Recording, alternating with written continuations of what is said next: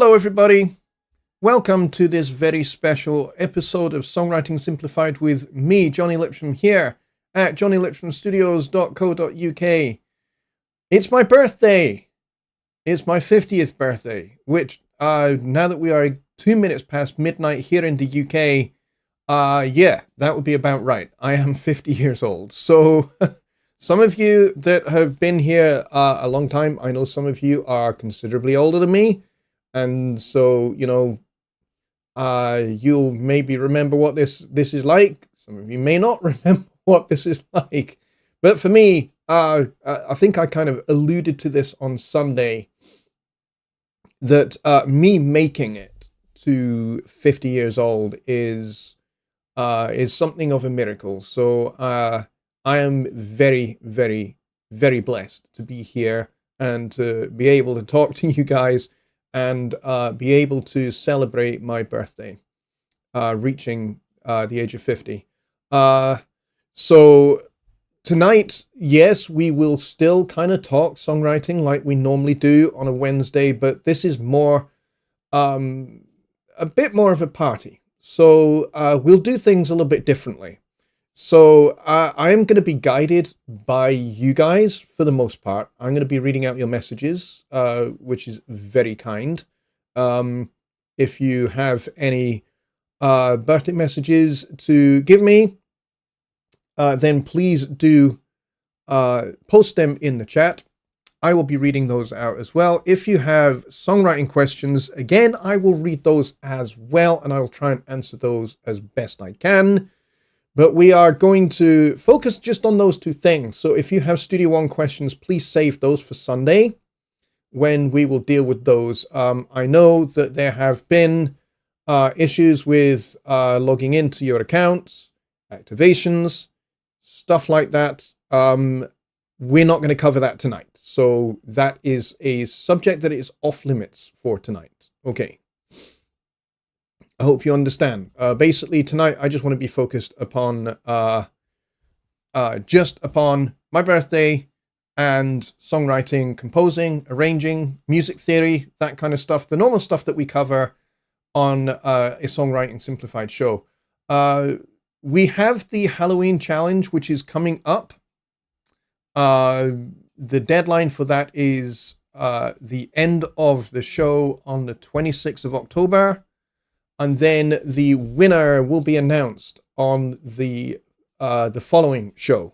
So make sure you are subscribed to the channel, especially if you are taking part, because you'll need to be here on both shows, and you'll need to be here particularly on the winner announcing show, which is on the 29th, I believe.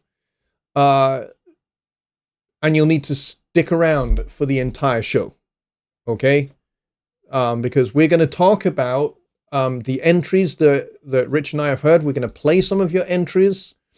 We're going to pick our favorite ones that didn't make the final cut, the final 10 or the final 5, whatever it will be. So we'll listen to some of those and we'll discuss what we like about those. And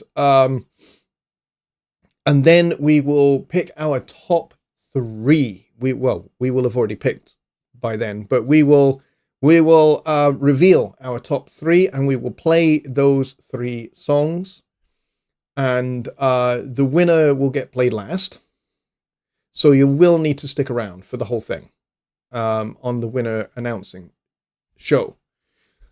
I have been informed, and Rich can correct me if I'm wrong about this, and I'm sure he will. I'm sure he will correct me. But I'm going to put this out there just to say that the prize, there is more than one prize. There is a year's subscription to Studio One Pro Plus, and there is, I believe, there is Harmony Wizard available from our good friend Lucas Ruzicka, and also scoring tools by the same person, Lucas Ruzicka. So I believe NFRs for both of those are also going to be available as well.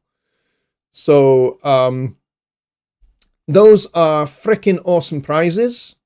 It's very exciting. I'm very excited. I'm really looking forward to what you guys are going to come up with for this year's Halloween challenge. Especially as we've kind of opened it up a little bit, and it's not kind of everybody's using the same scale. Everybody can use a variety of different scales this time, which I think is great. So I'm particularly excited about that, especially if somebody actually writes a deeply disturbing and scary, without being sweary, country song. That would be awesome. That actually uses something like the diminished whole tone scale. If somebody writes an epic, really kind of uses all the cliches country song that uses diminished whole tone scale and sounds scary as shit and scares the shit out of me and Rich, that would be freaking awesome. I will be very, very excited. It might even win. Who knows? But yeah, I would like to see that. I don't know whether we're going to see that, but that would be freaking awesome. That would be hilarious. So yes, we do want to be scared to death, but yeah, you can make us laugh as well if you want to. That would also be just as good. So yeah, that's what we're going to do tonight. I am not drinking tea like I normally do for my shows. I am drinking Brewdog's cold beer, which is very, very nice. I know this show is not sponsored by Brewdog. This show, like Sunday Night Live, is sponsored by Alps Media. My good friend Louis, who is actually extremely busy. He used to be around quite a bit for the shows, but he is extremely busy of late, and so doesn't tend to make the shows, unfortunately. But he is still very much around, so if you have a need for Personas gear, contact him. If you are in North America. If you are anywhere else in the world, could be a little bit trickier. But yeah, if you need Personas gear, you want to buy Personas gear, then he will do you a great price for them. So check him out for sure. But yeah, I couldn't do what I do without Alps Media, to be honest. So my website is hosted with Alps Media, and it's, you know, his input is part of what makes this show and Sunday Night Live go, to be honest. So thank you very much to Louis from Alps Media for his continued endorsement of these two shows. It's very, very helpful. It's very, very cool. All right, so we got 15 people here, which is fantastic. Thank you very much, everybody, for coming. And let's go through the list like we usually do. So the W5 family were the first ones in the building, I believe. Who says, happy birthday, Johnny. Thank you very much. And Billy Morgan was about an hour after that. He says, happy birthday, Lip. Thank you very much, mate. And Rich Cresswell is here, or at least he was. He says, happy birthday. Thank you, Rich. And he says, I won't be able to join you all this evening, but have a great time. Remember, there are files to download for the challenge, plus effects chains and more. Yes, absolutely. If you are wanting to be involved in the Halloween Songwriting Challenge, then Rich Cresswell is the person to deal with, because he is the key master of the workspace that we are using for the Halloween Challenge. And he has made some awesome, very cool effects chains if you want to use those in your songs to make them extra super scary. So there's a whole bunch of resources there as well that you can make use of, especially if you're not familiar with the scales that we've talked about. And if you're not familiar with, you know, some of the other stuff, like how to make chords from scales, there's a whole bunch of stuff there in the workspace that will help you do that. Kyle Jedruziak is here. He says maybe here and then maybe not. Brett Mahler is here saying happy birthday. Thank you. Dwayne is here saying happy birthday, my friend. Thank you so much, Dwayne. Boris Dancy is here saying happiest of birthdays. You have made my experience with Studio One a wonderful trip. Well, Boris, that is very kind of you to say so. And yeah, I hope your experience with using Studio One has been awesome. That is what I hope for everybody that uses Studio One, is that they have an awesome and creative time using all the features that they need to use for making music, because that's what it's about. One of the things I love about Studio One is that it gets out of the way of creativity. It's great that I don't have to think. This is one of the reasons why I moved over to Studio One from Cubase, because one of the things that I had seen people talk about is this thing of it gets out of the way. It allows you to completely focus on being creative and making music and not really think about, how am I going to route this to this? How is this going to work? I don't have to think about how the DAW works. I don't have to think about that stuff. And the workflow is very, very straightforward, very easy, very kind of, to me, intuitive and obvious, and it's super duper fast. I can drag and drop stuff into Studio One wherever I need them to be. And so it kind of works like I expect it to work, to be honest. And that was one of the things that was most appealing to me when I came over 13 or so years ago, after 27, 28 years of everyday Cubase use since the very first version of Cubase. That was a long ass time ago. When I was actually a kid, I would have been in my early teens, shall we say, when I first got into music production using computers. And this was kind of at the infancy, the dawn of using computers in music. Before then, I was using tape machines because that's what you did. My parents are, or at least they're retired now, but they were session musicians, and they were kind of very successful, very big in the Manchester, Liverpool, London, session music scenes, particularly Manchester and Liverpool. That's where they were the most well known, and they did session work for all sorts of acts, big name acts that were around at the time, including groups like 10cc. They appeared on a number of their songs over the years in various capacities. And so they were extremely well known. And so I had access to a lot of those studios that they worked in. So that's what got me hooked, basically, was being in those studios, being in that environment, and hanging out with musicians who actually were pretty famous. And I just didn't realize they were famous at the time. I was just a kid,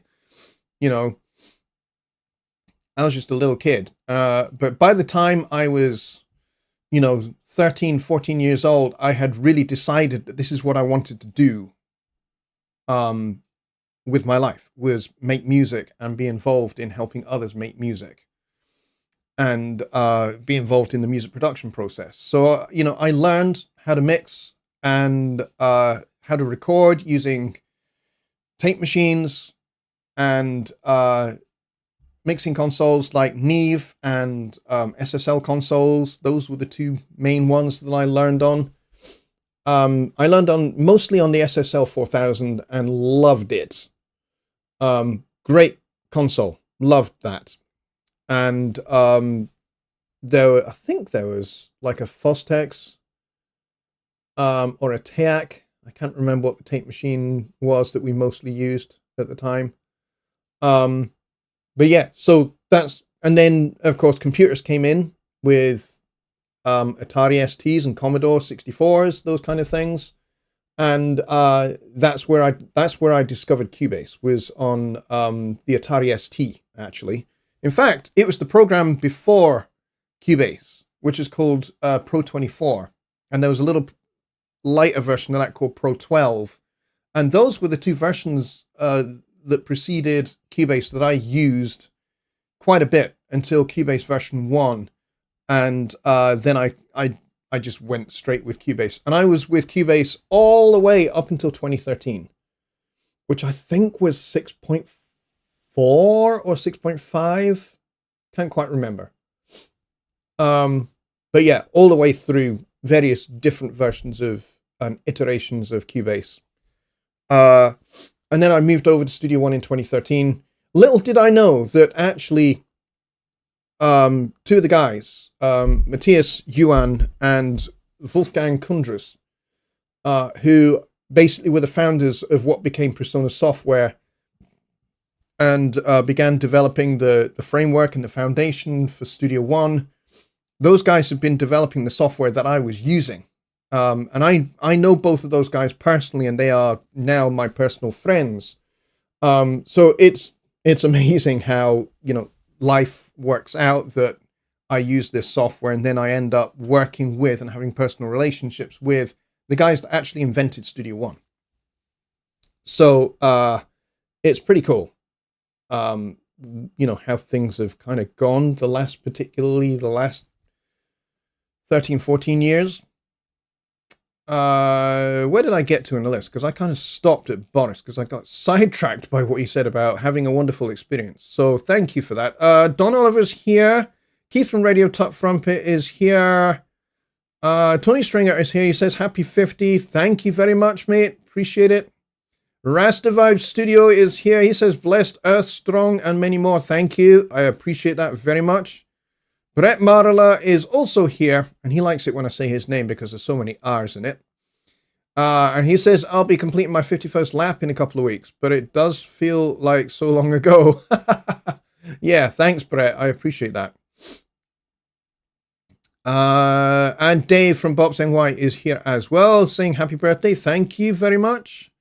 Just Bob says, reminds me of a nightmare I have. All is dark and then extremely bright. My eyes focus and I see people wearing masks. And then out of nowhere, they smack me on the backside. So scary. That's very cool. Let's see. Kyle says, happy, which is awesome because I am actually really rather happy today. And that's not just because I've been drinking lots of beer.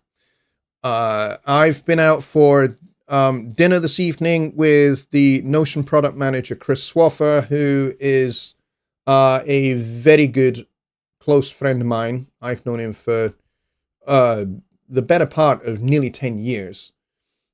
He's a great guy. So if you have ever used Notion or Notion Mobile, he's kind of he's certainly the brains behind Notion Mobile for sure. Notion 6 and the original Notion software was developed long ago. It actually started life as a very simple iPad notation app. I think maybe kind of like as early as 2001, 2002.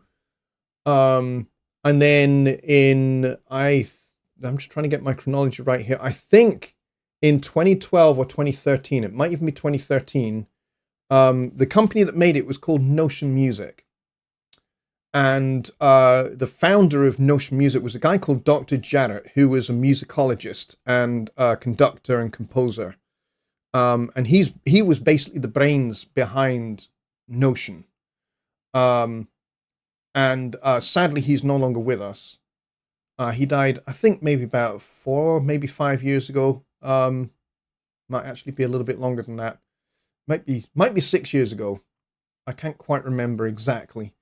But anyway, he was basically the brains behind Notion. So in 2013, Notion Music, which was based in Greensboro, North Carolina, was acquired by Presonus. And it then became Notion by Presonus at that point. And so the current version of Notion is Notion 6.8.2. And we also now have Notion Mobile, which is fantastic. I love Notion Mobile. It's great. It's cross-platform. So you can use it on a PC. You can use it on a Mac. You can use it on an iPad. You can use it on an Android phone. You can use it on a Linux computer as well. So if you've got a Linux OS computer, it will work. It's still currently in beta for Linux, but it kind of does work. Notion Mobile on a Linux machine, but mostly it's going to be Mac, PC, iPad, Android, a whole range of Android devices. Chromebooks, it kind of works on as well, which is good. And And yeah, so those are all the platforms that Notion Mobile works on. And it's great. I love it. I use it a lot for writing arrangements and orchestrations and things. Let's see.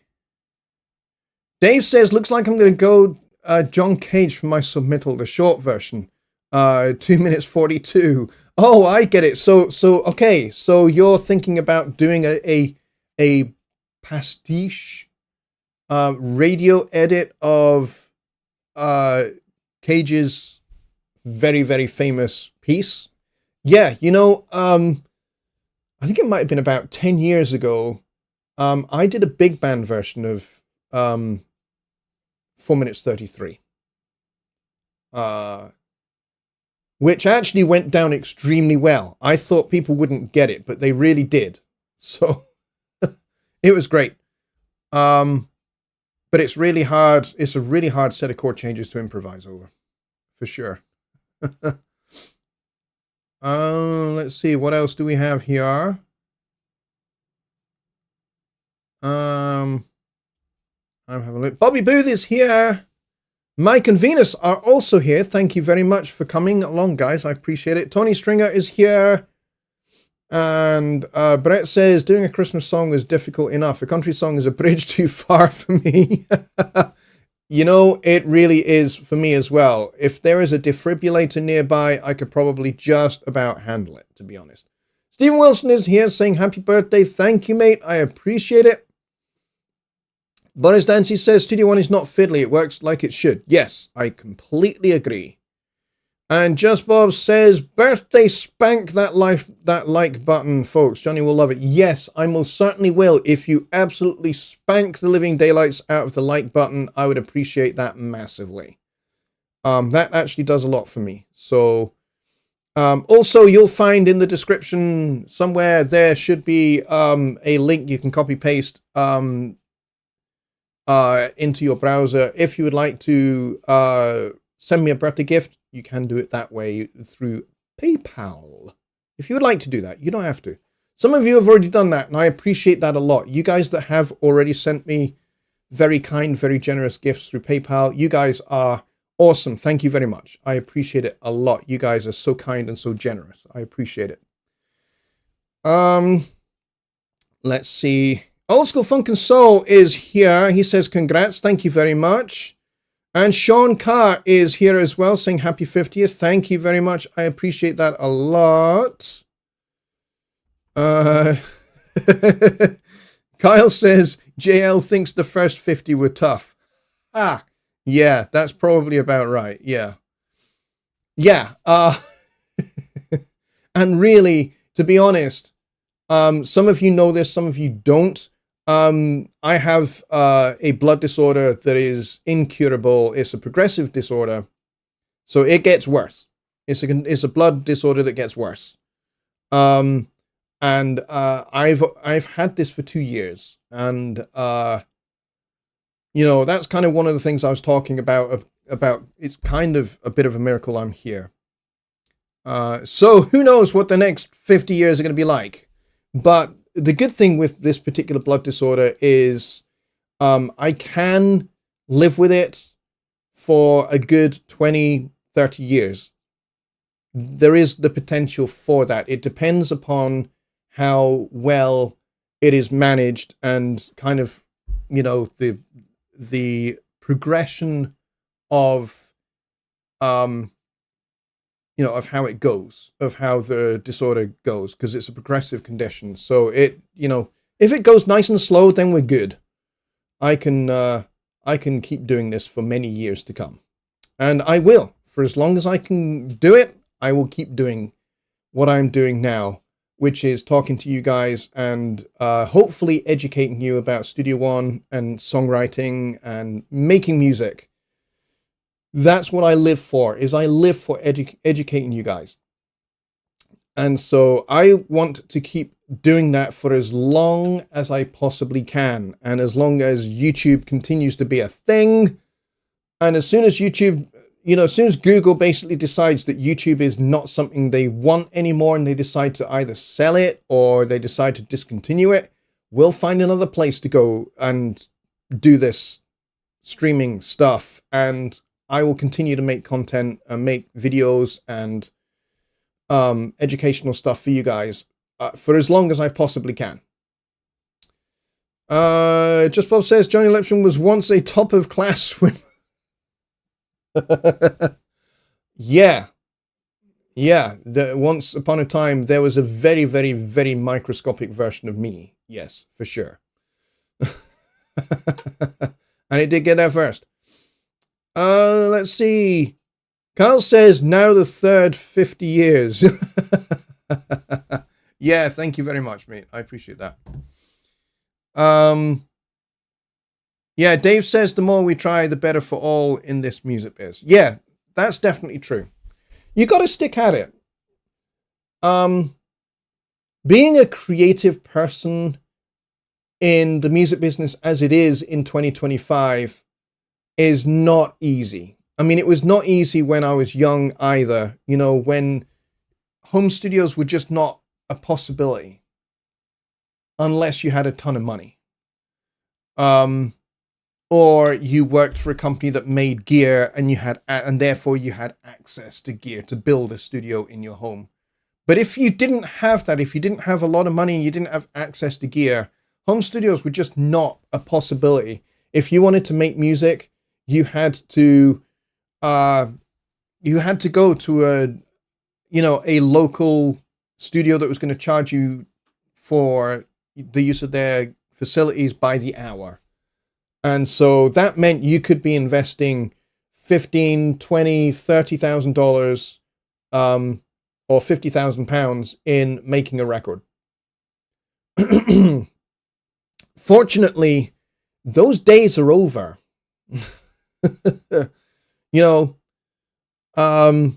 Like I said, growing up as a kid, I had access to a lot of major label studios. But not to make my own songs, not to make my own records. I didn't have that kind of access. However, I did have access to smaller tape machines. First of all, I had access to a 2-track reel-to-reel, which was great.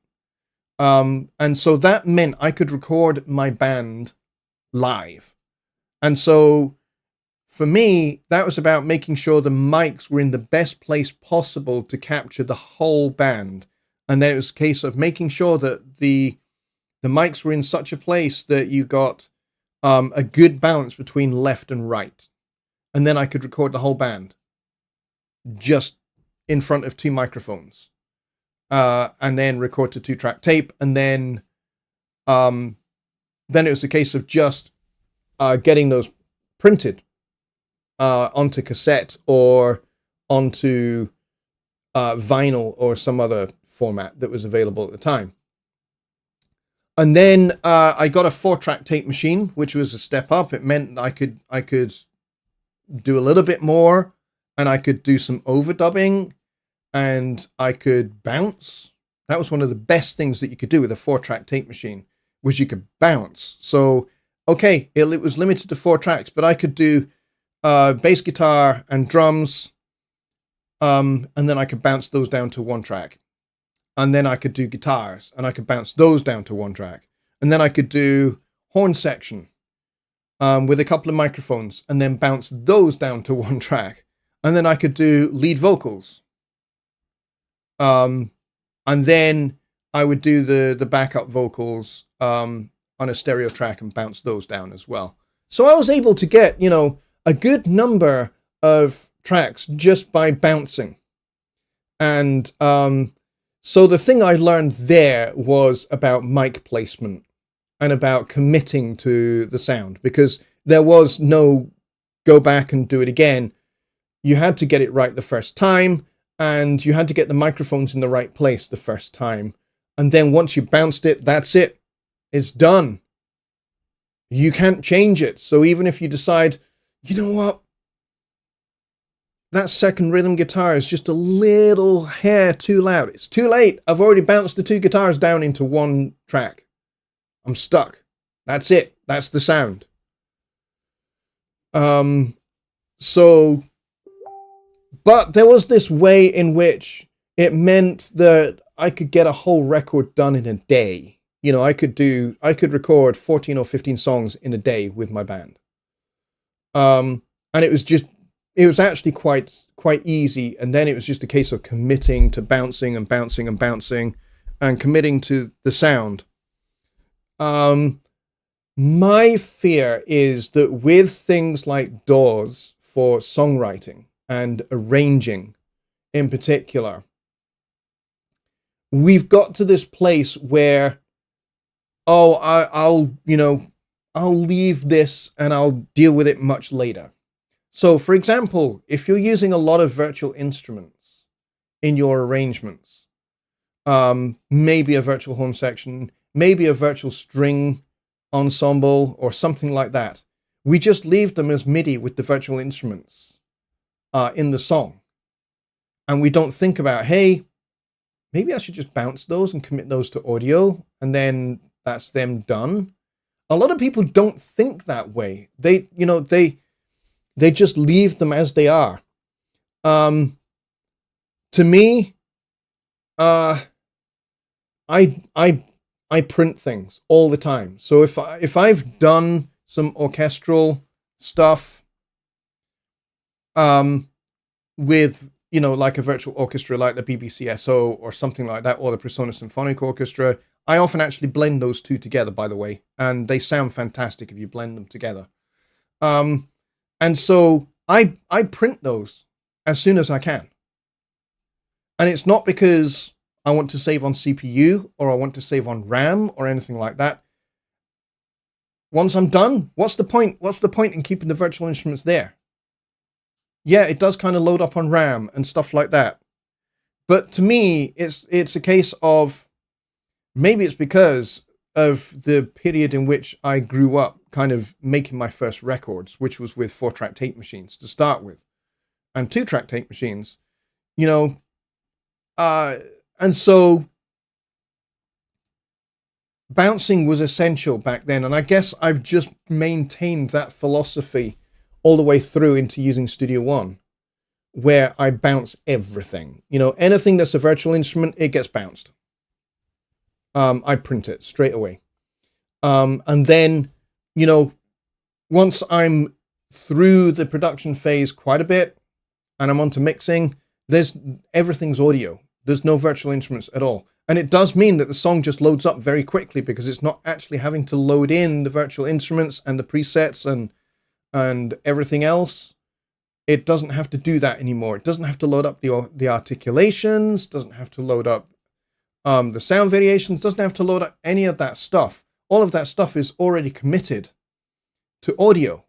So the song loads up really, really quickly. And it means I can get back to, doing the next part of the production phase, or supplementing something else, or even getting to mixing, So I think even though with CPUs today in the modern era and RAM sticks today, you have so much power. It's absurd how much power we have in our computers nowadays. It's actually, if I think back to when I was a kid, it's actually, where we are now is kind of unthinkable. 30, 40 years ago, I couldn't imagine having the power we have now. And yet we do. And so,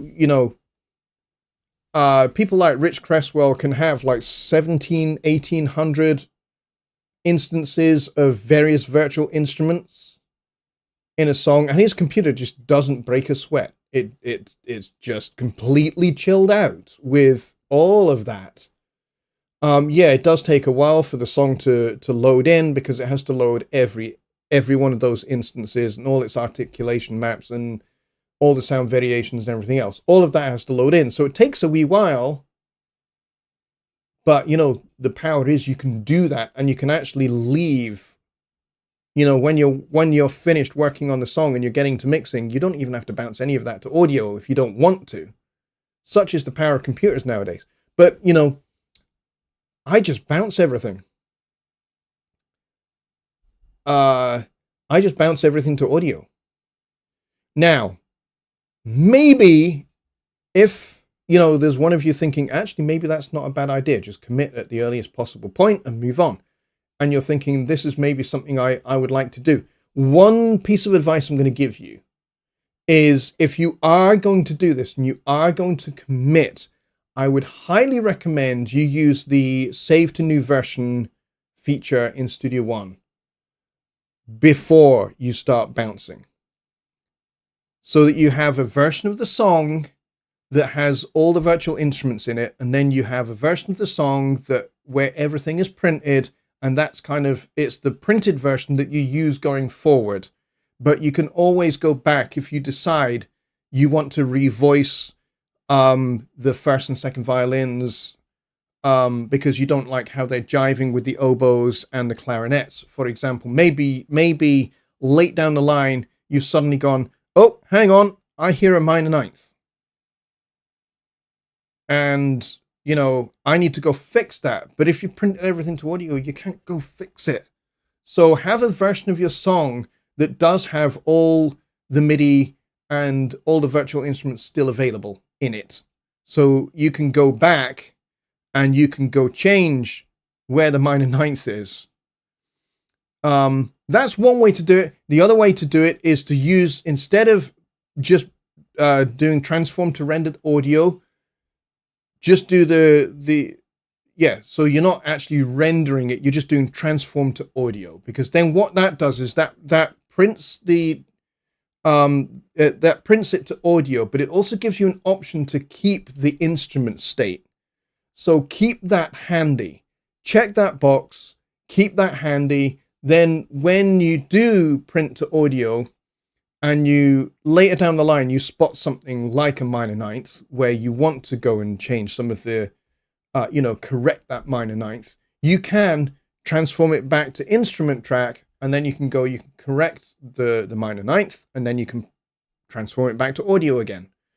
That's something I would definitely do. I don't do that,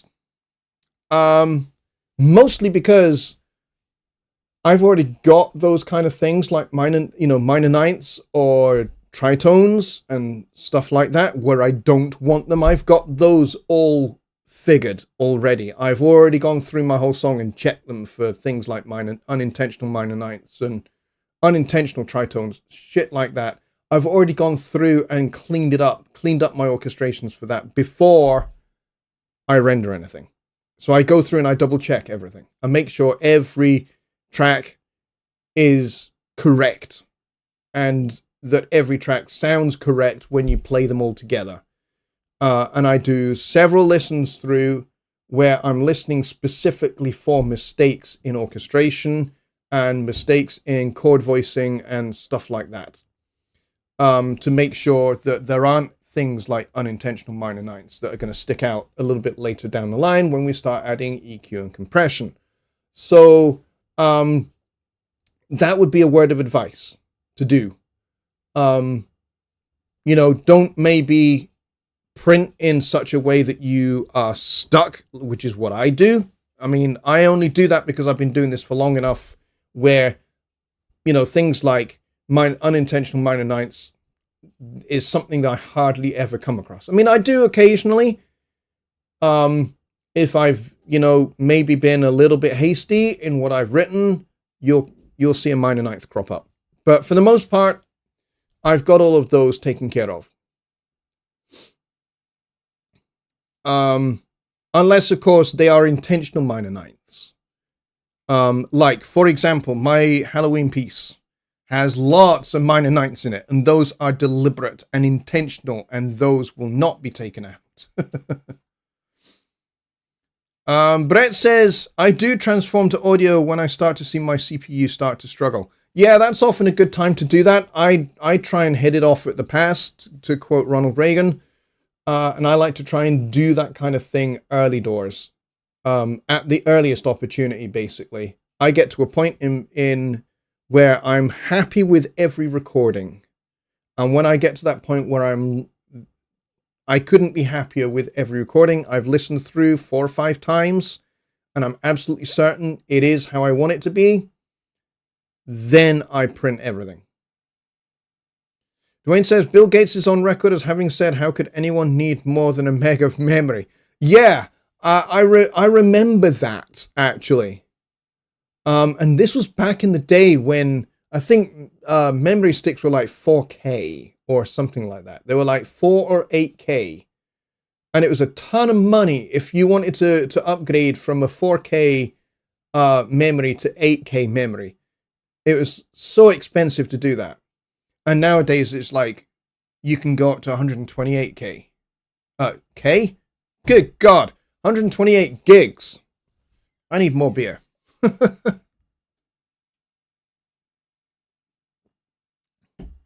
So it's absolute lunacy what you can do now. It's absolutely bonkers what you can do with computers now. 128 gigs of RAM. That's absolutely mental. And yet here we are. Just Bob says 4-track cassette bouncing equals multiple cassettes. Downside, hearing a clash, 3 tapes in, start project over, rinse and repeat. Fix mix 4 original tracks down to 2 on another cassette. Keep 4 tracks pure. Yeah, never lose the 4-track starting point. That's absolutely right. That's exactly what we had to do. That's totally correct. You always kept the unbounced 4 tracks before you start meddling with that shit. Yeah. And in actual fact, I got to a point where I had 2 4-track tape machines. And I was bouncing one to the other. And then bouncing one to the other and so on. And that bought me some extra tracks to play with until I got an 8-track recorder. And that 8-track recorder was fucking awesome. It was great. I loved my 8-track recorder. I used that. I was still using that actually for basic rhythm tracks. Rhythm section tracks. I would use my 8-track recorder. Well into 2003, 2004. I was still using my 8-track recorder to record rhythm section sessions. So, piano, electric piano, bass, drums, guitars. I did all of that on an 8-track analog recorder, not the 8-track DAT. I did it on analog. And then I would transfer the tapes to Cubase. And then I would add the virtual instrument elements or the other digital elements on top of that. And then I'd add vocals. I never recorded vocals analog at that particular point. Vocals were always kind of like the last thing I did. Lead vocals and backing vocals were like among the final things I did. The very last thing that would go on would be the horn section. So I'd have all the rhythm charts done. I'd have lead vocals, background vocals. All of those are all done, all recorded and semi-mixed and processed. And then I'd get the horn section in to do theirs. So that would be pretty much the last thing that would go on. Let's see. Kyle says the Apple II Plus could go all the way up to 64K of RAM for those large VisiCalc spreadsheets. 64K! My God, that was mental.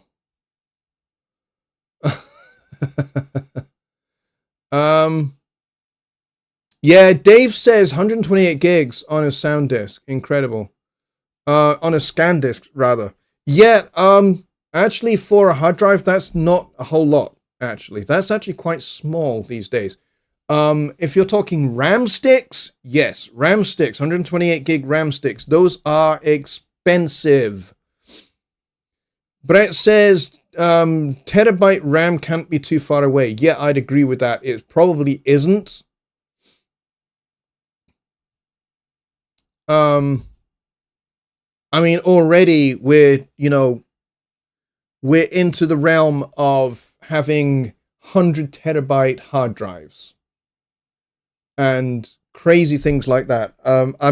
I also read recently, I don't know whether this was true or not, but you can get digital tapes, and the digital tapes, I forget who the manufacturer is, will store something like 1,000 terabytes of data. 1,000 terabytes. So what would that be? 1,000 terabytes. What would that be? I don't know. I don't know what 1,000 terabytes would be.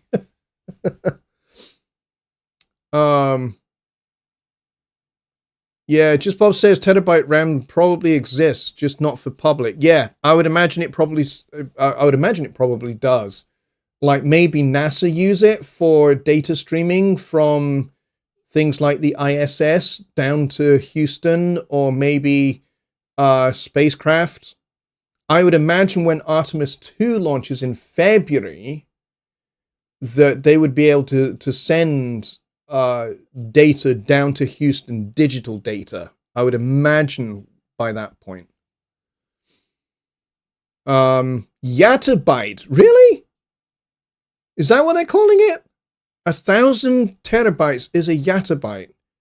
Yeah, somebody needs to get with marketing to change that. You know, twatabyte was what I was thinking of, but that's probably not that great for marketing either.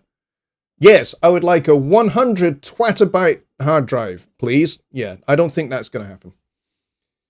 Oh, there you go. Just Bob says 1,000 terabytes is a petabyte. Yeah, like pita bread. Petabyte. Yeah, I kind of like that. That probably does beat twatabyte. Petabyte, yeah. I think that probably is what 1,000 terabytes is. That's probably correct. But twatabyte, that would be quite good.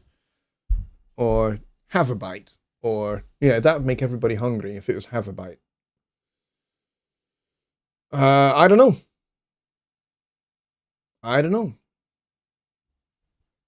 So, music technology is just becoming absurd. Anyway, we've got, I can go on for a little bit longer. If you guys want to stick around for longer than just a regular 1 hour show, if you would like to do that, then please do stick around. I'll keep going for as long as you have things to talk about. For sure. Twatabyte. Twatabyte might be sloppy. I guess when you know what a twat is, you're probably right. Could get messy. Yeah, you're probably right.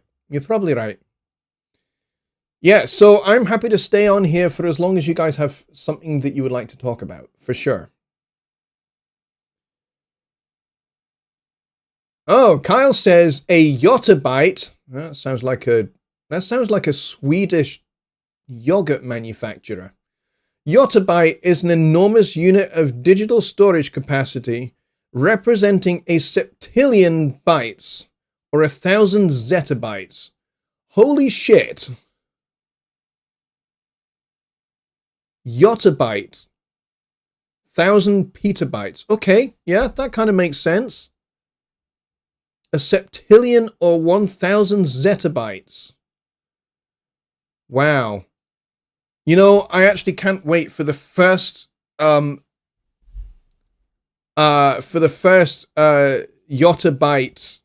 hard drive. That's something I'm really looking forward to. The first yottabyte hard drive, and the first, 10 terabyte RAM stick. That would be awesome. Dwayne says new computer technology will use Trilogic. I have heard somebody else say that just fairly recently. In fact, I think somebody wrote an article in one of the computer magazines where they talked about Trilogic CPUs, which sounds like it could be pretty interesting. But yeah, I think the computers of the next 20 years are probably going to be absurdly fast, especially for music production. I think we will be talking in, 20 years time. I think we'll be talking about massive orchestral and, synthesis library possibilities. Can you drag files directly into the File Explorer as you can through the pool? Yes, you can. If you have a folder in the Files tab, for example, and let's say you want to take an audio event and you want to put that in that folder in the Files tab of your browser, you can do that. So you can drag to the browser and you can drag from the browser. You can't drag directly to the pool. As far as I'm aware, you cannot drag something directly to the pool, but you can drag from the pool into the arrangement. But you can drag from the arrangement to the Files tab to any folder that you've got there, and you can likewise drag from a folder in the Files tab into the arrangement. You can do it both ways. And the cool thing is, if you want to, I mean, this is essentially exporting. So if you want to drag something from the arrangement tab to a folder, when you get to that folder, if you kind of hover the event over the folder, you'll see a little box appear that will give you some options of the file format that you want it to be stored as. Okay? And you can press the Alt key to tab through those options. And then when you let go of the mouse button, the folder, the file will be uploaded to that folder instantly in the format that you've selected. Okay? This is really handy. So, for example, let's say you have a shared Dropbox folder. I have several, right? Because I have clients that don't want to use workspaces in Studio One. They are perfectly happy with how Dropbox works. And so I have folders set up in the local Dropbox folder on my computer that are just for them. And then if I send them, for example, a bass part that I have made for them, and I want to send that just as a WAV file, or if I want to send it as a WAV file plus the amp sim processing that I'm using, then I can send it as WAV file plus effects, and I drag it to that folder, and then I tab through so it says WAV file plus effects, it prints everything, it puts the file in the folder, and because that folder is synced to Dropbox, that folder also gets uploaded to Dropbox in the internet world, and then the client at the other end can open that folder and they can drag that processed file directly into the arrangement of their song, whatever DAW they're using, right?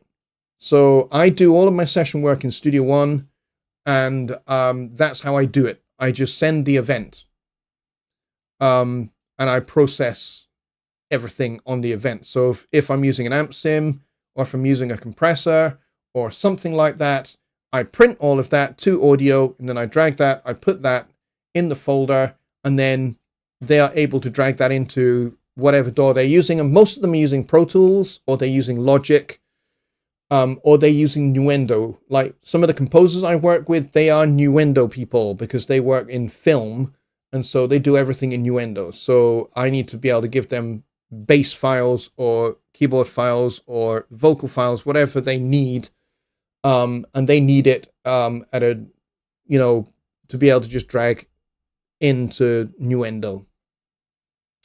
And so yes, you can totally drag directly into the File Explorer via the Files tab in the browser in your Studio One song.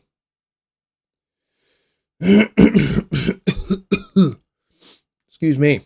So Dave says, as an old guy, Dave is definitely, I'm going to stop there. Dave is definitely very old. Dave is an American Civil War veteran. He was there right at the moment the Civil War started, and he's been around with us ever since. He says, I have come to grips with getting older and pushing back on what could happen in my health issues. Rather, grasp the opportunity of being alive. That's why I believe in just play. Yeah, totally.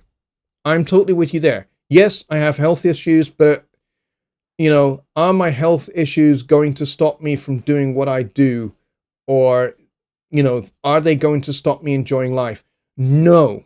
Even when my health issues start getting in the way and start providing hurdles and hindrances, they're not going to stop me, because here's the thing. I have always been a big believer that constraints or limitations are not opportunities to stop you. They are opportunities for creativity, right? If you find that you have boundaries in your life that move in and move in and move in, and your playing space, to use Dave's play analogy, is getting smaller, this provides you with the opportunity to be creative. Don't see it as a limitation. Don't see limitations as a limitation. See it as an obstacle to either go around, go over the top, or push through, or dig a tunnel underneath. Right? One of the things the Germans did in World War II, one of the big mistakes they made, was they had this prison camp called, I think it was called Stalag Luft 3, I think it was. And the Allies, when they were made prisoners of war, they said their number one priority is escape. Escape whatever confinement they have been put in by the Germans and get back home so that they can get back into service and get back to fighting the war against the Germans. So they had lots of issues with escaping prisoners. So they decided, why don't we take the most, the most offending, the highest offending escapees, the ones that escape the most frequently, and we'll put them all in one place. But we will make this place escape proof. And we will tell them that it is escape proof. So you're going to put a bunch of the best, most experienced escape artists into one place, and you are going to tell them that that one place is escape proof.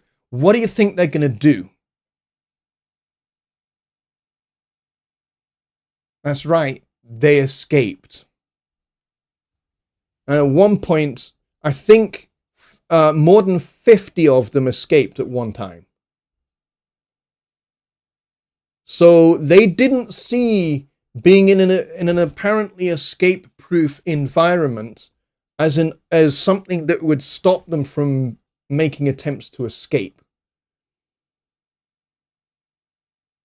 They did what they did best, and they had the best people there to do it. And so what the Germans thought was escape-proof wasn't escape-proof at all, because the people that were in it didn't see it the same way the Germans did. The Germans were proud of themselves. The Allies saw it as an opportunity to circumvent, to overcome.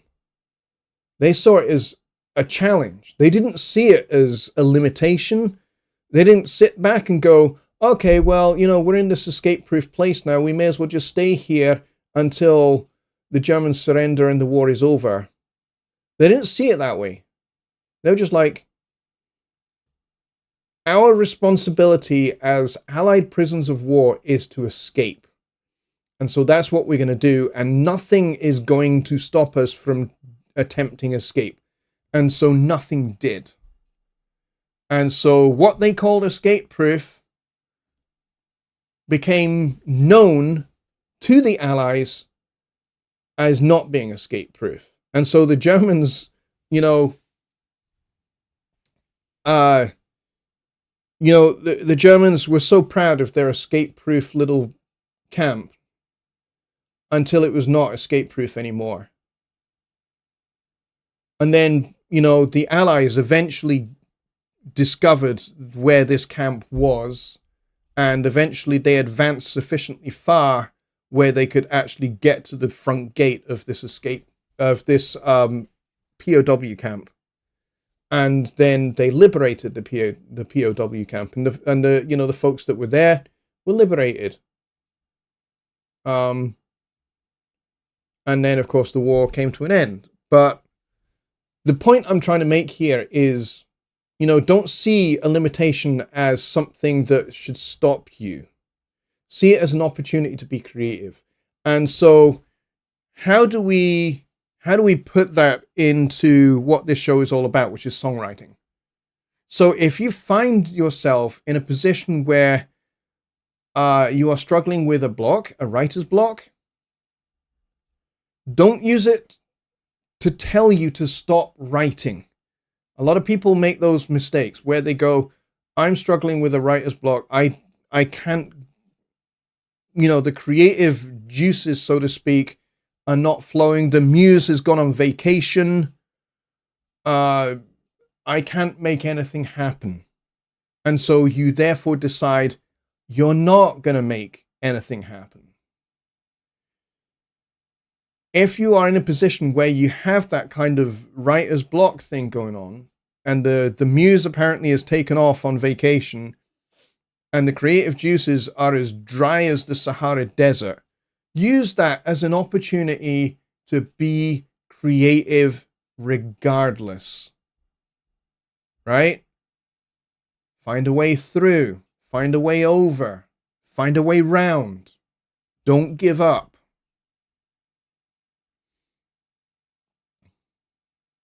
And Dave says, with a weakened right hand, I am now playing drums with my left hand and it's working cool. Fantastic. See? That's what you got to do. That's what you got to do. Got to think outside the box and be creative. Just Bob says, is there a way to slow down a file and twist it so that when it goes back to the original tempo, the file is reversed? An idea. Oh, right. So you want to reverse a file. Yes, you can reverse a file. Totally.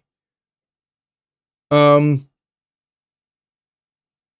mean, is this like an event in your song, or is it the whole song you want to reverse?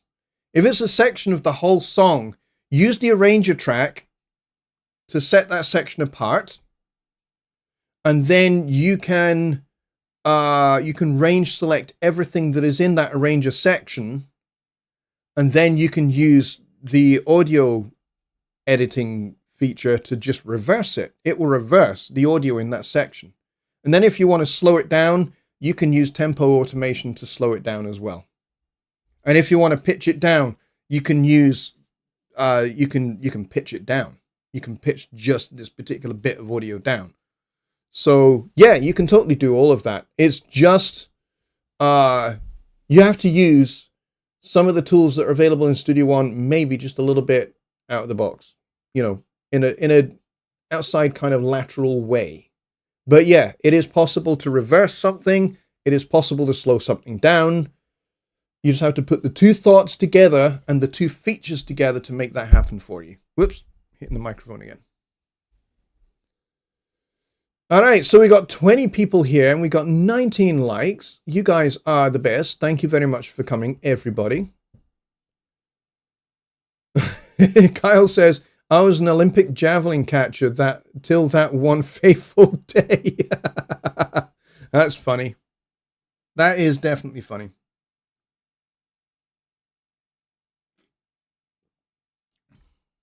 Chris says, most of you have no idea of old yet. Hang in there. It's a real pickle dickle. Chris, you're not old. You're not old. Hell no. You are definitely not old, my friend. I don't care what your age is. You are not old. So don't even go there. Dave, he's different. He is old. I'm kidding.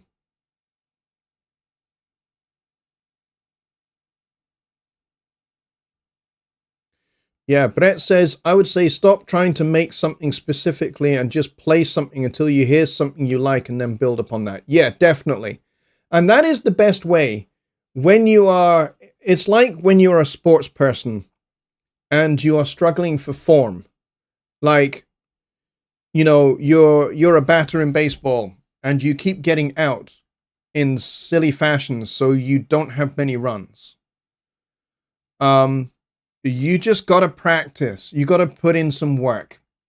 And you got to keep hitting balls. You got to you need to look at your technique. You need to look at what you're doing. But you also just need to just go out and hit. Just go out and hit balls. Get a box of balls and hit them. And then go pick them all up. Put them back in the box. And keep hitting balls. And that's what you got to do. You got to push through. I found playing cricket up to county level, which is what I did when I was a teenager. One of the things I did when I was a teenager. I was a bowler, which is like a pitcher in baseball. And I found that I started getting hit a lot. And, people would hit me for home runs a lot, all the time. And I would not get many strikeouts. I'm using baseball analogies here for cricket. And so what I found I needed to do was I needed to go to the nets and I needed to practice. I need to just throw. And I needed to go back to the basics. Exactly like Brett says, go back to the basics. And so I went back to what is my stock delivery? The one delivery that I bowl consistently all the time. And I went and I drilled that and drilled that and drilled that until it was super, super accurate and I wasn't even thinking about it anymore. I could actually bowl that delivery passively, not even thinking about it. And then I would start going and practicing my variations. So my knuckleball, my top spinner, my sides, my over spinner. I went and did practice on all of those. And then when I went back out in a game, suddenly I was a lot less easy to play and I could play with confidence. So, and that's how you get out of bad form, is you work through it. You see it as something to push through rather than something to stop you, something to hold you back. You see it as an obstacle to overcome. And so the same is with music.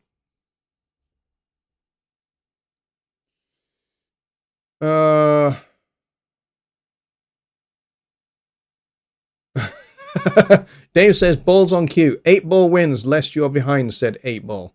Yes, if you are behind the 8-ball, if you are snookered behind the 8-ball, that can be tricky. For sure. But, you've always got to find that out. You've got to find that way out. For sure.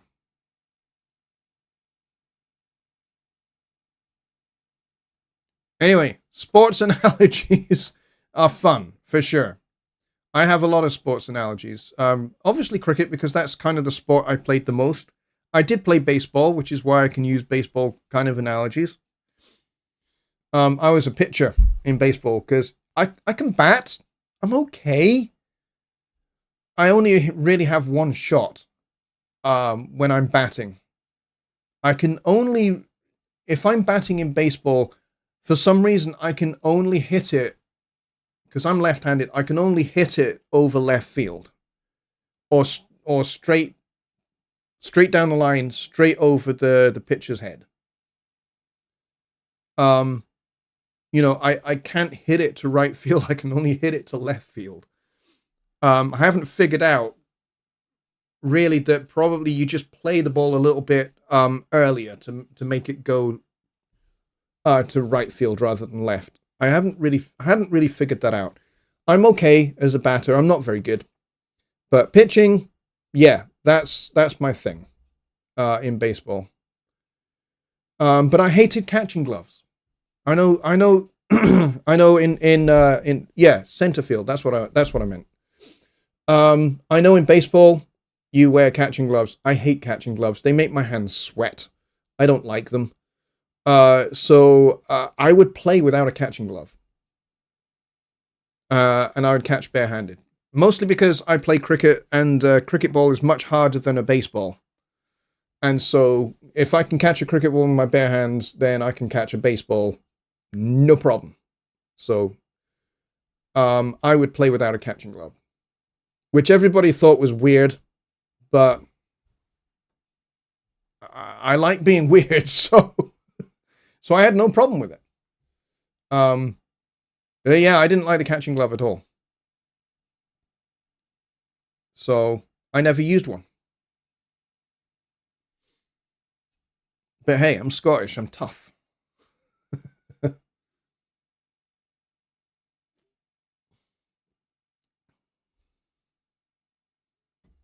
All right, anything else did you guys want to talk about on this very happy occasion of my 50th birthday? Thank you so much, everybody, for coming and for having such nice things to say. I appreciate you guys a lot. You guys are the best. I appreciate you more than you guys know. And Billy Morgan has just made a PayPal gift. Thank you very much, Billy, for that. That's very kind and very generous of you. Thank you very much. I appreciate that.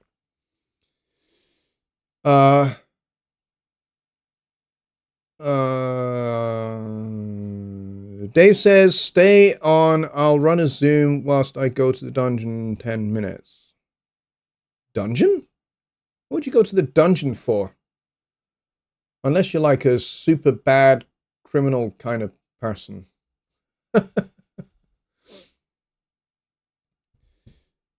Right, anything else you guys want to talk about?